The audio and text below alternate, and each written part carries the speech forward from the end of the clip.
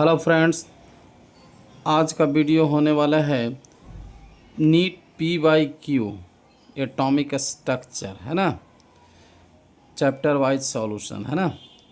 Question number 1 है जो 2023 में आया है। कहता है कि select correct statement from the following, है ना।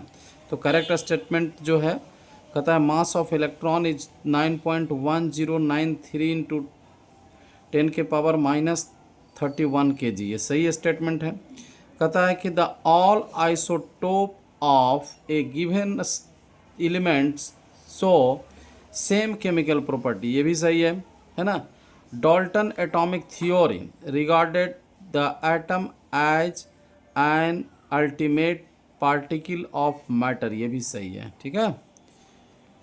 अगला क्वेश्चन है बच्चों, कहता है कि from the following pair of ion which are is not iso electronic pair. तो आइसो इलेक्ट्रॉनिक के लिए नंबर ऑफ इलेक्ट्रॉन सेम होना चाहिए। जैसे Fe2+ है, तो Fe2+ में नंबर ऑफ इलेक्ट्रॉन जो होगा 26-2 मतलब 24। Mn2+ है तो 25-2 23। तो ये आइसो इलेक्ट्रॉनिक नहीं है, ठीक है। इस में देखेंगे O2- F- है, तो O2- में जो होगा 8+2 10 हो गया। इसमें जो होगा F- में जो होगा 10 इलेक्ट्रॉन हो गया, है ना। Na+ जो होगा और Mg2+ में भी 10 इलेक्ट्रॉन है ना। Mn2+ Fe3+ में भी 23 इलेक्ट्रॉन है। तो ये सब आइसो इलेक्ट्रॉनिक है। सिर्फ जो होगा Fe2+ और Mn3+ आइसो इलेक्ट्रॉनिक नहीं है, ठीक है। अब कहता है कि number of proton, neutron and electron in Lu175 respectively, है ना। तो ये जो आपको जो देख रहे हैं 71 जो होगा प्रोटॉन हो गया, है ना। इलेक्ट्रॉन हो गया 71, प्रोटॉन हो गया 71 और नंबर ऑफ न्यूट्रॉन जो होगा A-Z हो जाएंगे। मतलब 175 माइनस 71 104 हो जाएंगे, ठीक है। तो आंसर हो जाएगा ये, है ना। अब कहता है अगला क्वेश्चन है, कहता है Be2+ is iso electronic with which of the followings ion, है ना। तो पहले हम क्या करेंगे कि Be2+ के पास नंबर ऑफ इलेक्ट्रॉन कैलकुलेट कर लेंगे। तो इसके पास नंबर ऑफ इलेक्ट्रॉन जो होगा 4 - 2 2 हो गया। Li+ जो होगा इसके पास भी नंबर ऑफ इलेक्ट्रॉन 3 - 1 2 हो गया। यानी जो होगा आइसो इलेक्ट्रॉनिक जो होगा यानी Be2+ और Li+ हो जाएंगे, है ना। अगला क्वेश्चन है बच्चों, क्वेश्चन नंबर 5, है ना। आइसो इलेक्ट्रॉनिक स्पीसीज आर, है ना। तो आइसो इलेक्ट्रॉनिक स्पीसीज यानी नंबर ऑफ इलेक्ट्रॉन सेम होना चाहिए। CO में भी नंबर ऑफ इलेक्ट्रॉन 14 हो जाएगा।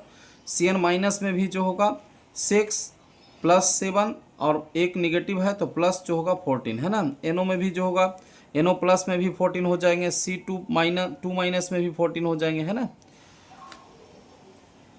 अगला क्वेश्चन है, कहता है कि ion that is iso electronic with CO, है ना। CO के साथ जो होगा आइसो इलेक्ट्रॉनिक कौन होगा। तो इसमें CO के साथ हम क्या करेंगे, नंबर ऑफ इलेक्ट्रॉन कैलकुलेट कर लेंगे। 14 इलेक्ट्रॉन है। Cn- के पास भी 14 इलेक्ट्रॉन, मतलब Cn- आइसो इलेक्ट्रॉनिक हो जाएगा CO के साथ, ठीक है। अगला क्वेश्चन है, कहता है कि which one of the followings is not iso electronic with O2-, मतलब O2- के का नंबर ऑफ इलेक्ट्रॉन 10 हो गया, है ना। 8+2 नंबर ऑफ इलेक्ट्रॉन 10 हो गया।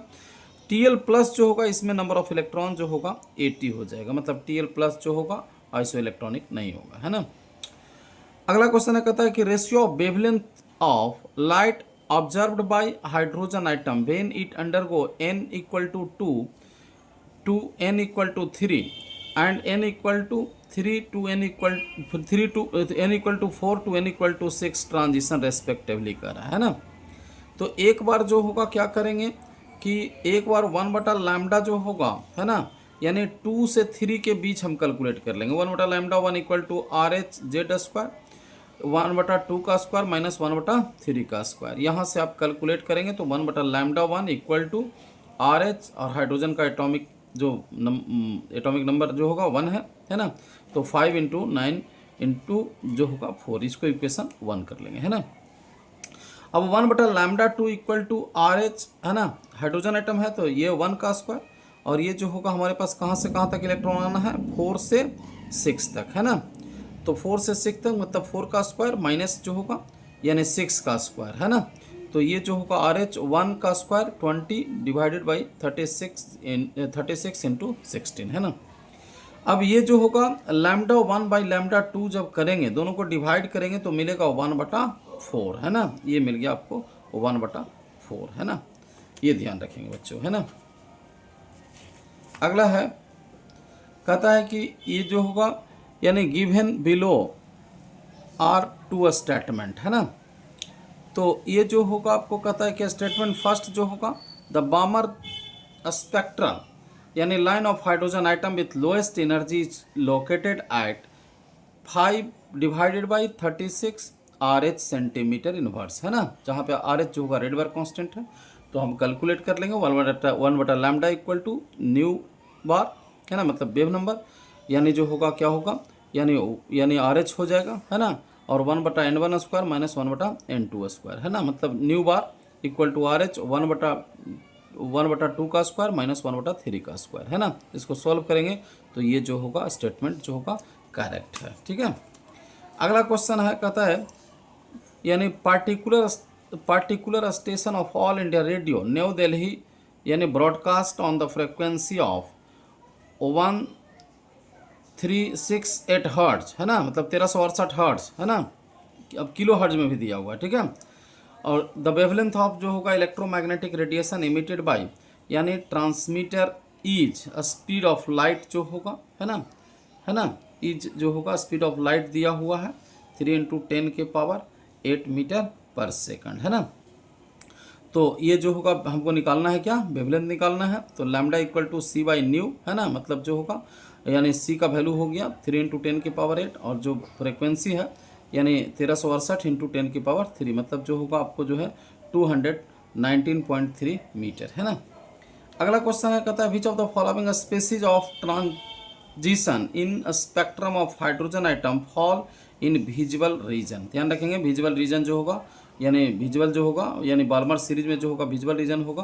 ध्यान रखेंगे बच्चों, यानी लाइमन सीरीज में जो होगा यूवी रीजन होता है ना। बामर सीरीज में जो होगा विजिबल हो जाएगा, और बाकी सब जो होगा यानी पास्चन, ब्रैकेट और जो होगा फंड जो होगा इंफ्रारेड रीजन हो जाएंगे, ठीक है बच्चों। तो चैनल को जो होगा आप जो है क्या करें, यानी सब्सक्राइब कर लें, लाइक कर लें, ताकि वीडियो आपको जो होगा टाइम से मिलता रहे।